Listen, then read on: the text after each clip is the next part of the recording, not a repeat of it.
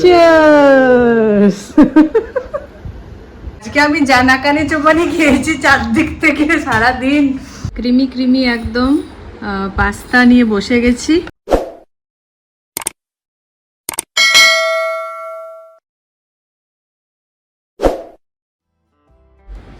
Hello বন্ধুরা, lifestyle with Sanchita চ্যানেলের আরেকটা নতুন ব্লগে সকলকে স্বাগত জানাই। অনেক দিন পর আবার ব্লগ করছি। সেই সোমবারে ব্লগ করেছিলাম লাস্ট, অনির্বাণের যেদিন জন্মদিন ছিল, তারপরে আর করাই হয়নি। আসলে এত জমা হয়ে যাচ্ছে আমার ফোনে, আর স্টোরেজ ফুল দেখাচ্ছিল। যাই হোক, অনেকগুলো দিন পেরোলো, ভাবলাম তোমাদেরকে একবার আপডেটটা দেওয়াই দরকার। তো আজ শুক্রবার, তাই আজ আবার ব্লগ স্টার্ট করছি। বাজে এখন সকাল 7টা, আর অনির্বাণের আজ যেহেতু সকালেই জলদি জলদি বেরোতে হবে অফিসে, তাই আমার রান্না মোটামুটি কমপ্লিট। জাস্ট ব্রেকফাস্টটাই বানাবো। তো বানাচ্ছি আজকে একটু পাস্তার জন্য দেখতে পাচ্ছ অনেক কিছু ভেজিটেবলস এখানে কেটে নিয়েছি। আসলে ফ্রিজটা আমি সব কিছু খালি করছি। আর তো বেশি দিন নেই, সামনে সোমবারই আমাদের বেরিয়ে যেতে হবে। ওই জন্য নতুন বাজার তো করছিই না, যা রয়েছে একটু একটু করে সবগুলোই শেষ করছি। আর পাস্তাটা আজকে একটু ক্রিমি ক্রিমি বানাবো, ওই জন্য পাস্তায় দেখো জলটা রেখেই দিয়েছি।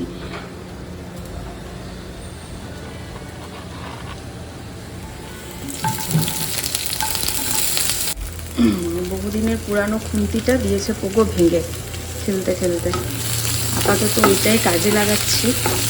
ভেজিটেবলসগুলো ভাজা হতেই ওই জল সমেত পাস্তাটা দিয়ে দিয়েছি, আর একটু ভালো করে এবার মিক্স করে নেবো সব কিছু। বেশ কিছুটা মেয়োনিজ দিয়েছি আর পাস্তা মশলা দিয়েছি, সেটাতেই ভালোভাবে মিক্স করে নিলাম। আর দিয়ে দিলাম বেশ কিছুটা মজারেলা চিজ। পরিমাণটা এখন বেশিই চলবে, ফ্রিজের জিনিসগুলো সব শেষ করার অভিযান চলছে, ওই জন্য পরিমাণে এখন বেশি হবে কোনো জিনিসটা, না হলে কম হবে। তো যাই হোক, চিজটা অনেকটাই ছিল, ওই জন্য বেশিই দেওয়া হলো। এদিকে আমার লাঞ্চের প্রিপারেশনও ডান। আজকে একদম বড়ি দুধ দিয়ে শুক্তো বানিয়েছি, আর তার সাথে রয়েছে সর্ষে দিয়ে মাছ, রুই মাছ, আর কলমি শাক ভাজা, আর ভাত তো রয়েইছে। চলো এবারে টিফিন বক্সটাও প্যাক করে নিই। অনেকদিন তোমাদের সঙ্গে টিফিন বক্স প্যাক করা শেয়ার করিনি, আসলে এত জলদির মধ্যে করতে হয় সকালবেলাটা, ওই জন্য করাই হয়নি। কিন্তু আজকে করবই, কারণ জানি না সোমবার দিন কি রান্না হবে না হবে। আর এটাই আপাতত ছুটির শেষ হওয়ার আগে মনে হচ্ছে শেষ লাঞ্চ বক্স প্যাক করা।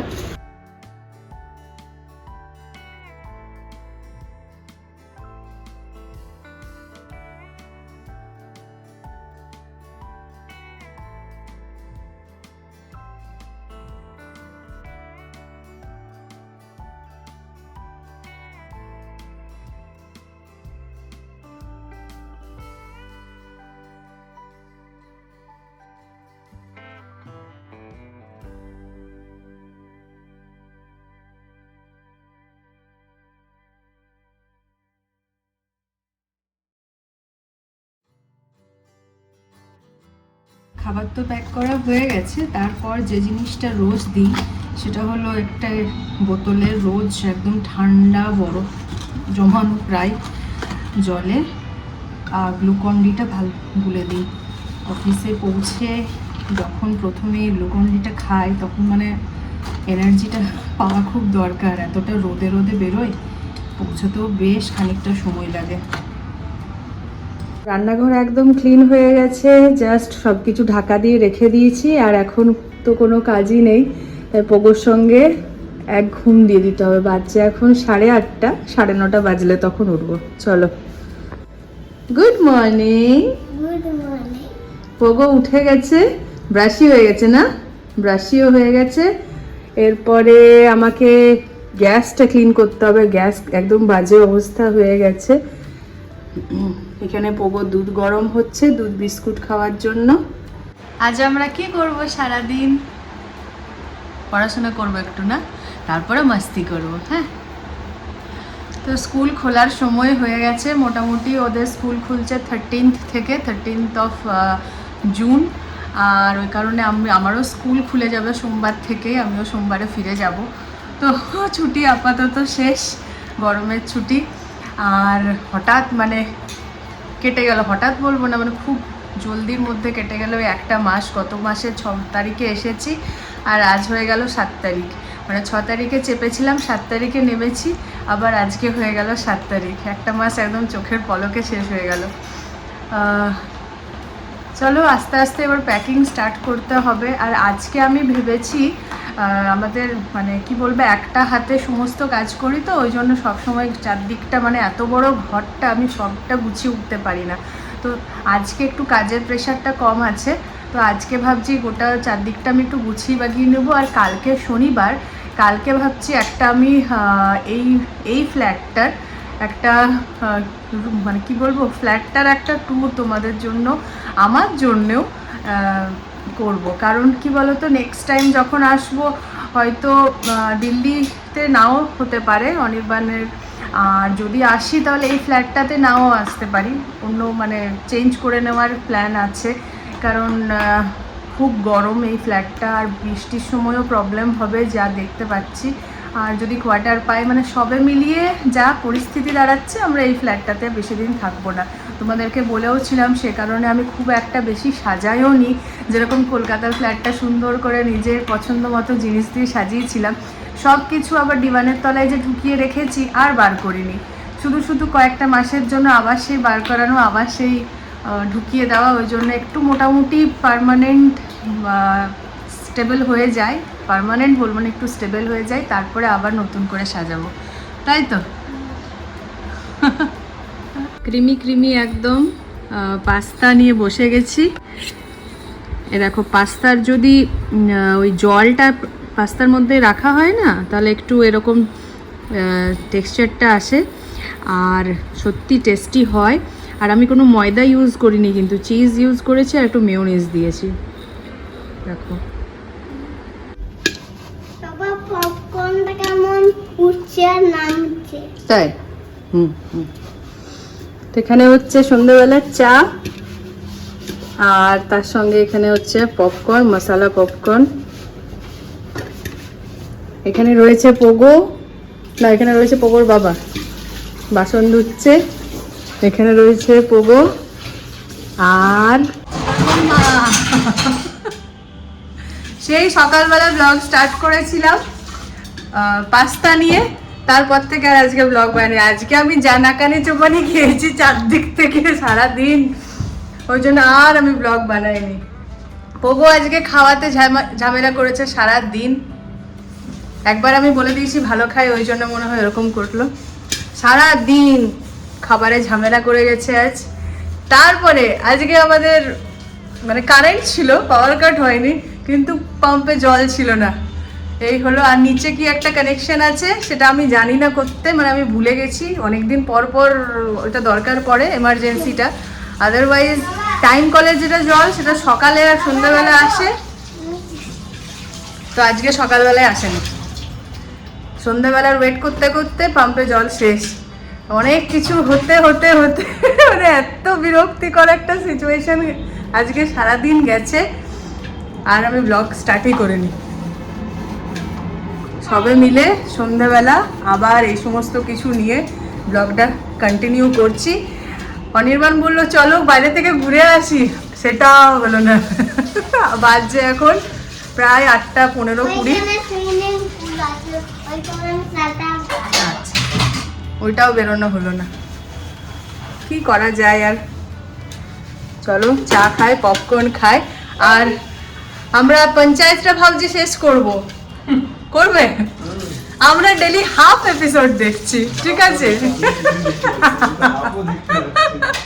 মানে কি অবস্থা, কি অবস্থা। একটা করে এপিসোড দেখবো বলে ঠিক করেছিলাম, 8টা এপিসোড অ্যাটলিস্ট 8 দিনে শেষ করব। কবে রিলিজ হয়েছে? 28 তারিখ।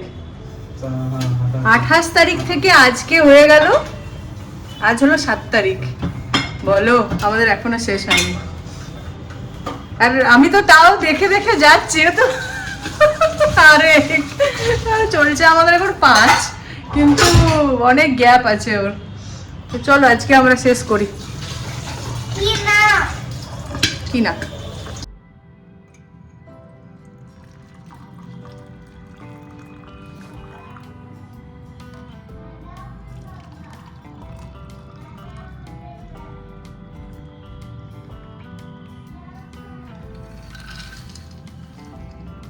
আজ হলো শুক্রবার, শুক্রবার দিনও এখানে হাট বসে, কিন্তু আমার কিছু কেনার মতো আর নেই, গুছিয়ে বাগিয়ে কেনার মতো আর কিছুই নেই, কারণ সোমবার দিন তো আমরা বেরিয়ে যাচ্ছি তোমরা জানোই।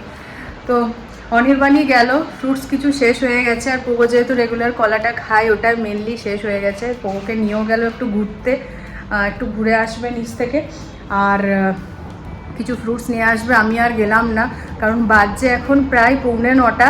এখন যদি যাই না, এসে পরে আমার শুধু শুধু অনেক হড়বড়ি হয়ে যায়। এই খাবার বানাও, এটা করো, তরকারি করতে মানে অনেক লেট হয়ে যায়, খেতে অনেক লেট হয়ে যায়, শুতে তো আরও লেট হয়ে যায়। আর আগে কি হচ্ছিল বলো তো, শনিবার রবিবার দুদিন অনির্বাণের ছুটি থাকতো, তো চলো আমাদের শুক্রবার থেকেই চলো, কোনো দেরি করলেও কোনো সব মানে প্রবলেম নেই। কিন্তু কালকে আবার সে জলদি উঠতে হবে, অনির্বাণের অফিস আছে, যদিও বা হাফ ডে, আর চলে আসে 2-2:30 নাগাদ, এসে পরে লাঞ্চ করে, তাহলে লাঞ্চটা জলদি বানাতে হয় না, কিন্তু উঠতে তো হবে বলো, 7টা পর্যন্ত উঠে যেতেই হয়, তবে তো 8:30 নাগাদ বেরোতে পারে। তো ওই জন্য আর আমি গেলাম না। আর কিছুটা সময় মনে হলে এবার একটা কাটায়, পোগো আজকে যা জ্বালানোটা আমাকে জ্বালিয়েছে না, পোগোকে আমি বললাম নিয়ে যাও বাবা, নিয়ে যাও নিয়ে যাও। আমি আর পাচ্ছি না, মানে আজকে আমি নাকানি চোবানি খেয়ে গেছি। আরেকটা প্রবলেম বলবো, মানে আজকে হচ্ছে আমার এই যাবৎ দিল্লিতে এসে সবচেয়ে বাজে দিন কাটলো আমার আজকে। কাপড় জামা কেচেছি কালকে রাত্রিবেলায়, ঠিক আছে, ছাদে যেহেতু প্রচুর রোদ আর প্রচুর হাওয়া, সেজন্য আর ছাদে যাই না। অত জামা কাপড় মেলারও তার নেই বা ক্লিপ নেই, প্রচুর জামা কাপড় কাচা হয়, তো এরপরে সেগুলোই আমি ভাগ করে করে ব্যালকানিতে শুকাই। এরপরে আমাদের এই ঘরটার এটা কী প্রবলেম স্টার্ট হয়েছে, উপর থেকে চুইয়ে জল ব্যালকানি থেকে পড়ছে, মানে টাঙ্কিতে কারোর ওভারফ্লো হলেই সেই জলটা এদিকে চলে আসছে, আর আমাদের ব্যালকানি থেকে নিচে টপকে টপকে পড়ছে, মানে উপরে সিলিং থেকে ব্যালকানি নিচে পড়ছে। আর আমি যত জামা কাপড় মেলেছিলাম, এক রাউন্ড হয়েছে শুকিয়েছে, সেকেন্ড রাউন্ড যখনই দিয়েছি তারপর থেকে এটা হচ্ছে, মানে সেটাও আর একটা বিরক্তিকর। মানে বলছি তো আজকে আমার দিনটা ভীষণই বাজে গেল, একদম যাচ্ছে তাই। আর আমি রাত্রিবেলায় ওই জন্য আমাকে অনির্বাণ অনেকক্ষণই বললো, অফিস থেকে মানে যখনই ঢুকছে তখনই বললো বেরোবে আজকে কোথাও। আমার এত কিছু প্রবলেম নিয়ে আজকে সারাটা দিন গেছে, আমি আজকে কোথাও বেরোচ্ছি না। আর জাস্ট 3-4 পিস 5 পিস মতো চিকেন রয়েছে, এটাকেই ভাবছি একটু আলু দিয়ে সয়াবিন দিয়ে একটু কারি কারি করবো, আর একটু এগরোলের মতো করার আছে, সেটার গ্রেভিটাও কাজে লেগে যাবে। অনেক দিন ধরেই ওই পরোটাগুলো পড়ে আছে, থাক এখন এটা ডিফ্রস্ট হোক, এখন পুরো শক্ত হয়ে জমে আছে, আমি একটু রেস্ট করি। রেস্ট নেওয়ার পর চলে এসেছি রান্নাঘরে। বাবা 9:10-15 বেজে গেছে, এবার রান্নাটা স্টার্ট করলে দেরি হয়ে যাবে, আর ওরা এখনো ফিরে আসেনি। তো দাঁড়াও, এটা আবার দেখেছো কোনোদিন করে?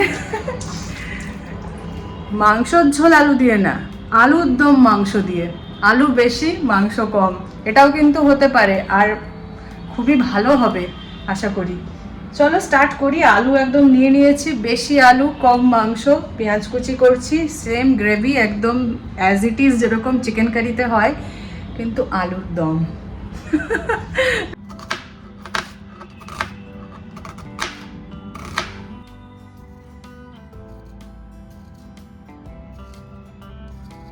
কি এনেছে বার করে রাখি, আম আছে, মুড়ি রয়েছে, লুজ মুড়িটা আজকাল পাওয়াই যাচ্ছে না, প্যাকেট মুড়ি নিতে হয়েছে ওই জন্য। কলা রয়েছে, আর এটা কি, বাবারে বাবারে বাবারে, লিচু, আবার আম, এত আম! ও আচ্ছা আচ্ছা, ম্যাঙ্গো লস্যিটা খেতে হবে না। আর এখানে 3 জনের জন্য 3টা জিনিস আনা হয়েছে। পোগোর জন্য মাজা, আর আমাদের জন্য লাহোরি জিরা, এইটা এখন প্রচণ্ড ভালো এখানে চলছে। অরেঞ্জ রয়েছে মানে লেমন, আর তার সঙ্গে জিরার ফ্লেভার, দারুণ, খুব সুন্দর লাগছে এটা এখন খেতে। আমাদের হবে কি নাও, তুমি চেয়ার্স করলে নেই, খেয়ে নিলে। দাঁড়াও, খোলা হোক। চিয়ার্স।